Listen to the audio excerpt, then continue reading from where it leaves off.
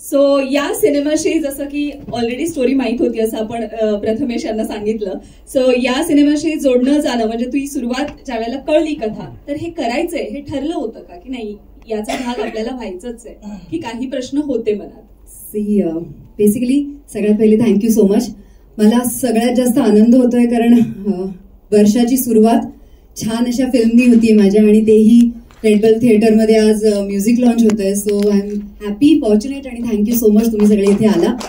आणि yes, character बद्दल, film बद्दल म्हणशील तर प्रसाद खांडेकर बद्दल असं लोकांना वाटतं माझी पहिली फिल्म आहे, मी पहिल्यांदा काम करते, पण तसं नाहीये. मी त्याच्याबरोबर खूप आधी त्यांनी एक हिंदी नाटक केलं होतं जे माझं पहिलं नाटक होतं.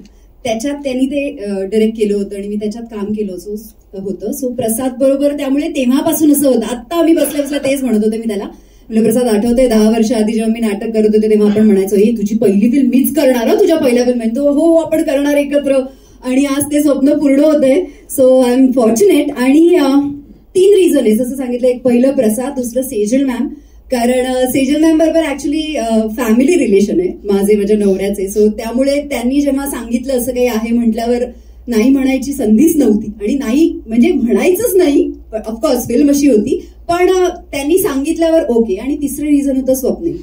मला जेव्हा नरेशन मिळालं प्रसादने दिलं तेव्हा मी पहिला पण स्वप्नीलला गेला आणि स्वप्नीलला सांगू स्वप्नीलला विचारलं स्वप्नील करायची ना? तो म्हणाला ऑफकोर्स करायची टुंपा. आणि मी सांगितलं येस आय एम इन.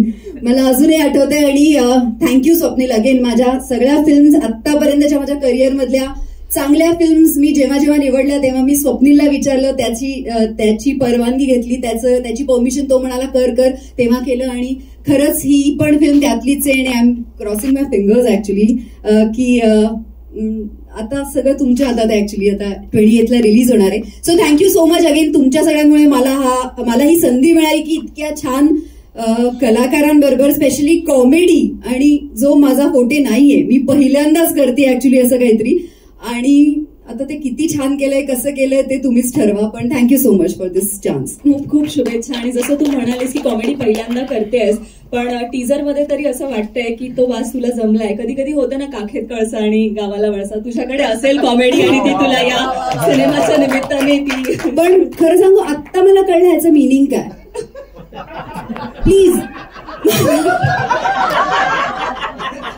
ही म्हण जेव्हा मला तरी ही म्हण प्रसादनी जेव्हा सांगितली असं तुला मी तोच विचार करते. प्रसाद मला सांग, तुला नंतर सांगतो ह्याचा मिनिंग, तुला नंतर. आज मला कळलं ह्याचा मिनिंग काय या म्हणीचा. So thank you so much.